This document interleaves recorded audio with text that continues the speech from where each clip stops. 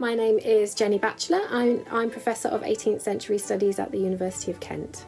COVID crafting is a very, very popular, frequently trending hashtag on Twitter and Instagram these days. And that's because, of course, so many of us, myself included, are trying to accommodate ourselves to this new reality of COVID and the stresses and strains it brings, the boredom, the loneliness of lockdown, the tedium of lockdown, the repetitiveness of lockdown. I've been working for, 7 years or so on a fascinating publication called The Ladies Magazine, a hugely popular monthly magazine for women. I would certainly argue the first recognisably modern women's magazine that starts publication in 1770 and runs through to 1832. We can't be entirely sure exactly how many people read the magazine or subscribed to it, but our best guess is about, at the height of its popularity, around 10 to 15,000 copies a month. A novel like Sense and Sensibility was published in a pretty standard print run of 750 copies. So this is like hugely, this is mass media, really. My name is Alison Larkin.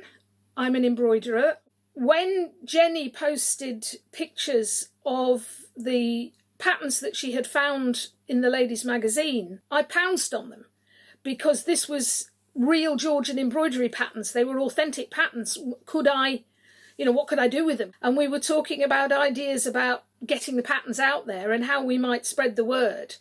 And the idea of the book came out, Jane Austen Embroidery. And it came out about 2 weeks before lockdown in the end. Embroidery has been an absolute godsend.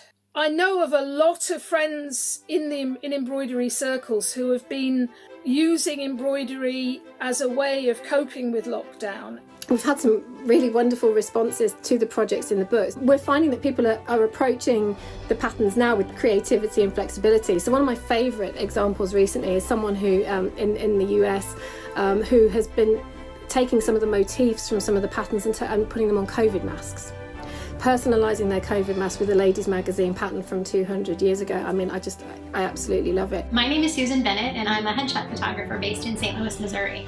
Like a lot of Americans, I have not been able to work since March. My business has been entirely closed and I found myself at home really worrying a lot and leading a very quiet and confined life, as Jane would say. I ordered the book right away. I had not done any embroidery in probably 8 to 10 years. I think the thing that's so exciting is feeling more connected to Jane Austen, like these are patterns she may have worked on.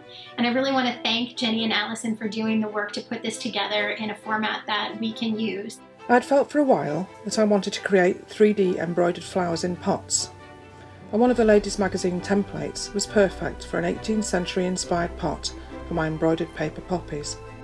I now make auricular pot plants, which are proving really popular, even more so during the pandemic.